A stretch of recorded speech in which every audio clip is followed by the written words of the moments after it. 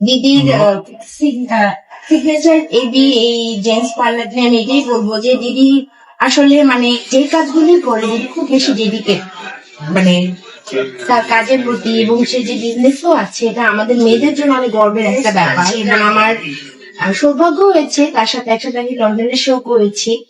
তো মানে তার কাছ থেকে অনেক কিছু শেখার আছে, তার ধৈর্য, তার অধ্যাবসা এবং কাজের প্রতি ডেডিকেশন, মানে অনেক অনেক মানে সে আরো অনেক দূর এগিয়ে যাক এবং আমরা মেয়েরা অনেক বেশি প্রাউড ফিল করি তাকে নিয়ে।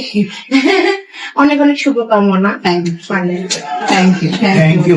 এখন আমি আছি আমাদের উমেন্স দলের ওনার, আমাদের বর্ষা আপুকে সব সময় মেকওভার করে থাকে, আমরা দেখে থাকি। ছোট্ট করে একটা এর জন্য অনেক দোয়া আর কংগ্রাচুলেশন। আপু সামনের দিকে আরো এগিয়ে যাক। আর আমার পার্লার উদ্বোধনে আপু গিয়েছিল, এরপরে যে আপু পরপর আরো দুটা আউটলেট করে ফেললো, আমি খুবই গর্বিত আপুর এই ব্যাপার। কারণ আপু এত ব্যস্ততার মধ্যে যে এত কিছু করে ফেললো, মানে আমি খুব অবাক হয়েছে আজকে সেকেন্ড ইয়ারে শোনাতে। তো সবসময় সবাই আমাকে বলে যে মেয়েদের জন্য করেছেন, ছেলেদের জন্য কিছু নাই।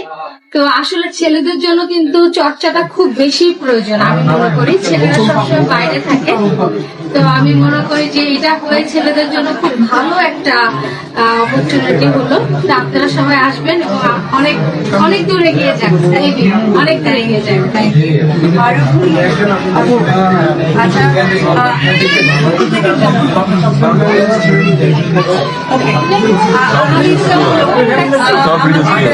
সোশ্যাল মিডিয়াতে অনেক অ্যাক্টিভ।